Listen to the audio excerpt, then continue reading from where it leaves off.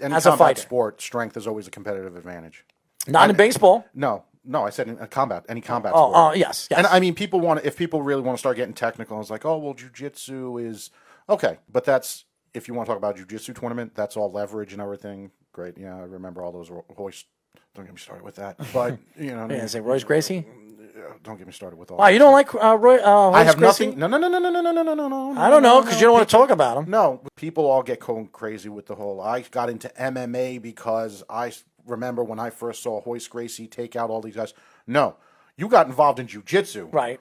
Okay, you didn't get involved in MMA. You got involved in jiu-jitsu when that was, because let's be real, Orion Gracie, who created the UFC. If anybody doesn't know that, he created the UFC. Dana White didn't.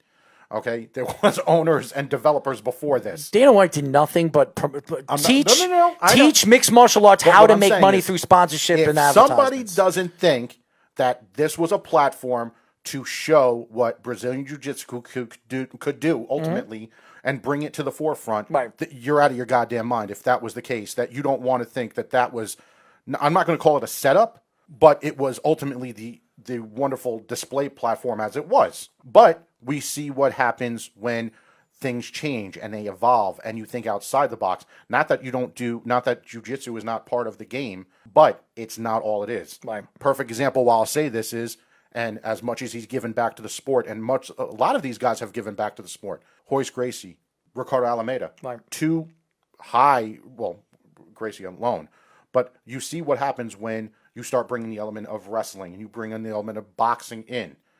It's a different game. Times have changed. It doesn't just take that one thing anymore.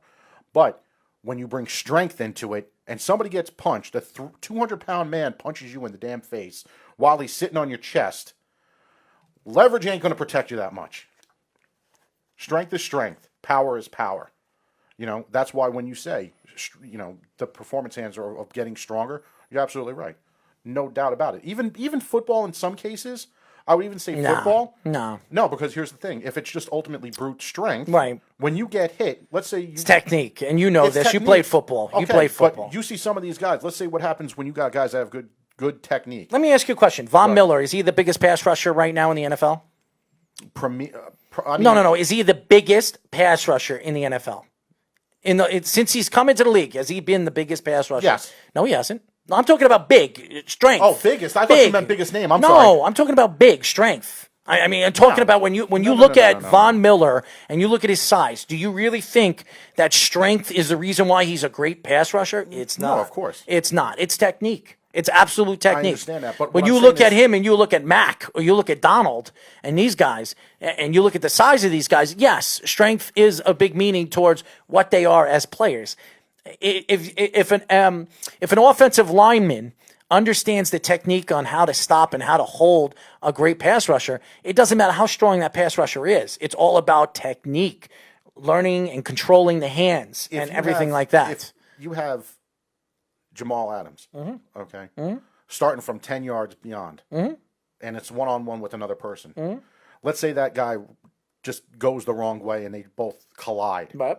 To the point where you have that, Okoye-Atwater collision. Right. If Jamal Adams was on roids, you're telling me that's not going to hurt a little bit more? It'll hurt, but that has... Again, I'm not saying it's like hockey. It's like hockey. If a guy turns his head and he's on steroids and he runs in full speed. I'm saying baseball and basketball are the ones where if you're on roids, and it's going to do nothing for you. Not going to do anything for you. You know what I mean? Look at Jose Canseco. That's all I'm saying. Well, Jose Canseco was a great player. He really was. The 5 or 6 years that Jose Canseco was one of the best players in the league. Steroids is not going to help your reaction. No. It will give you more power when you get a hold of the ball, but it doesn't make you see the ball better. It doesn't. You have to. And baseball is the hardest sport in professional sports. I don't care what anybody says. The hardest sport in professional sports is baseball. To see a 96, 97 mile per hour ball, which is about the size of a golf ball coming out of really a pitcher's hand, and seeing that and hitting it 400, 500 feet, that's absolutely amazing, okay? That is unbelievable when they see something like that. That to me is crazy. And you got guys like Chapman throwing 100 miles per hour, and you see guys hitting it 500 feet. I mean, that's amazing. You watch basketball and football. Basketball, it's all technique. It's the way you jump shot. It's the technique. If you shoot 500 of the same jump shots over and over again, if you're in the middle of a game, you shoot that same jump shot. Is it going to go in? More than likely it is. I mean, a 50-50 chance that it's going to go in. So that, to me, those sports, yes, you need talent to play those sports, just like you need talent to fight. You need that talent. But again, when you look at baseball, it's completely different. So yes, you're absolutely right. Strength has something to do with making stopping, hurting the player in a collision. But it doesn't. The only two sports that I think that you should not be allowed to do steroids is full contact sports like MMA and boxing. And you're going to say, well, football is a full contact. It is, but you're not literally trying to punch somebody in the face. Okay? You're not trying to do that. You're not trying to knock somebody out in football. You're trying to hit them and make sure you're protecting your quarterback, or you're trying to hit the quarterback so he can't get the ball out to the wide receiver. So that's to me, it's too, you really can't compare it. But again, full contact sports should not be allowed with steroids. I agree completely. I mean, they exist ridiculously. You see, I mean, a lot of times when you see the blood work goes for what? Hep A, Hep C, HIV, and such. But sometimes when you go to these organizations, sometimes when you go to these, and I'm not trying to start anything out there. Yes, you are. No, I'm not. Yes, you are. No, no, yes, I'm you not. are. No, I'm not. If he says that, he is. I have to give the preamble before I say it, because I know the first thing people are going to say, and I'm going to start getting point fingers at Anthony. It's his fault. But you can't tell me when you see some of these amateur organizations that steroids aren't being used. I think steroids are being used in every single sport. Just like you can't tell me that when you see the I believe Khabib is on steroids. Just like when you see the overseas promotions, and it was very big with Pride back in the day. Not taking anything away from the fighters that were in Pride, because Pride was Anderson Silva was definitely on steroids. Pride was probably one of my favorite times to watch fights. Look at Anderson Silva's body structure when he fought in Pride, and look at his body structure when he came to the UFC. Completely different. My favorite display of it, what do they call it? Before and after, what was it? TRT Vitor. Mm-hmm. Vitor. Vitor Belfort. You could pull up, Google Vitor. You'll see 157 different body images of Vitor through the years. He had some body, man. That guy. You remember when he fought Vanderlei Silva back in Ultimate Brazil? What was that? Joe Rogan's first time ever being on as a commentator. Let's not get into Joe Rogan. I'm just bringing it up as a reference point. I'm not bringing it up to, Not a huge fan of Mr. Rogan. Well, are we fans of a lot of people? No. But I'm not a big fan of his. Your thing is Rogan. My thing is Helwani. Well, my thing is, out of all I'm not a big Conor McGregor fan, as everybody knows, and I'm not a Dana White fan either. I think Dana White is an asshole. That's what I think he is, and he's always been that, and he always will be that as long as he runs the UFC and what he is doing to the UFC. Everything he's built, he's taking it right back down for where it was. I like Dana White before the sale. Before the sale, Dana White was different. The way he did things. Well, was now he's IMG's bitch. That's what he is. And it's a damn shame, because you know something, when you had all the other parts of the UFC. Look at his face. You telling me right there? That looks like a defeated man. That's exactly what it looks like. That is a defeated man. Look at that face with that interview. It looks like a guy that didn't want to be on camera. Embarrassed. Didn't want to say anything. Completely embarrassed. Doesn't want to say anything more. That's why you didn't hear him say it's being pushed back to the following week, like he did when nobody was in front of him and he was just talking in his office, unscripted, saying all the thank yous to everybody out there, and nobody was looking at him saying, this is because somebody said, these are the points you're going to tell us, and these are the points you're not going to say. And that's exactly the way it went, and he looks like, it's sad. It's so sad. Listen to this. Bella Muhammad over here. I'm reading this over here. I trained 3 times a day wherever I could. Dieted hard while stuck in quarantine. Lost my opponent, said yes to whoever else they can find. Put the health on the line, knowing there was a chance it wouldn't happen, because I love what I do. I'm a fighter. If you're celebrating this, this is what Bella Muhammad said. I'm just reading what he posted up here, because he was supposed to fight on this card. And I'm sure he's upset, but he said, this is what I do. I train to get to weight, and I made my weight, and I'm upset that this fight didn't happen, but you know what?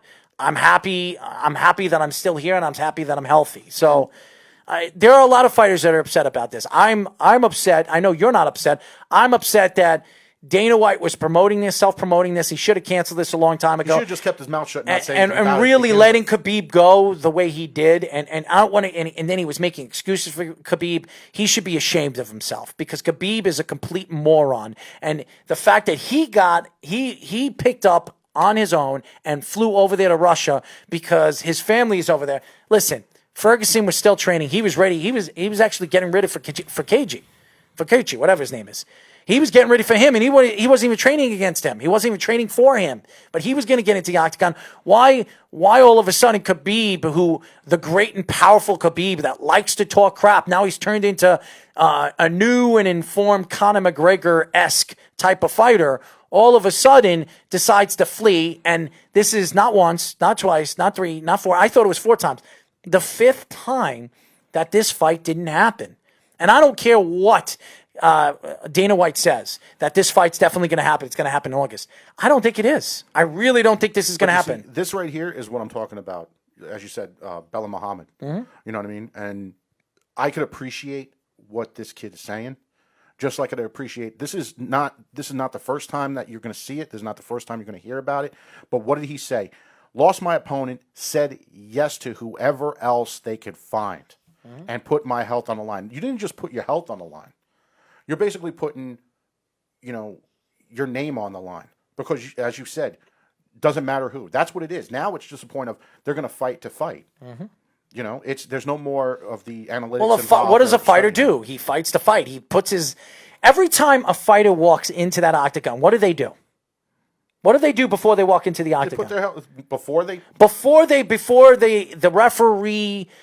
checks his mouthpiece. Talking about all the sacrifice that they put with training and all that stuff. What do they do? What does the fighters do before they go to the referee and they put the Vaseline on his face? What do they do?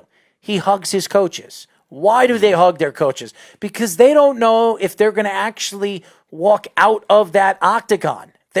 It's not saying goodbye, but it's pretty much showing the love and affection, saying, listen, if this is the last time I see you, I love you guys. Thank you for doing the things that you did for me. You know what I mean? So they don't know if they're going to come out of that. Nobody's ever died in the octagon in professional in the UFC. We've never seen anybody die. We've never seen anybody lose a life in the mixed martial arts world. We've never seen that in the UFC. We've seen it overseas in Muay Thai and kickboxing. We have seen that.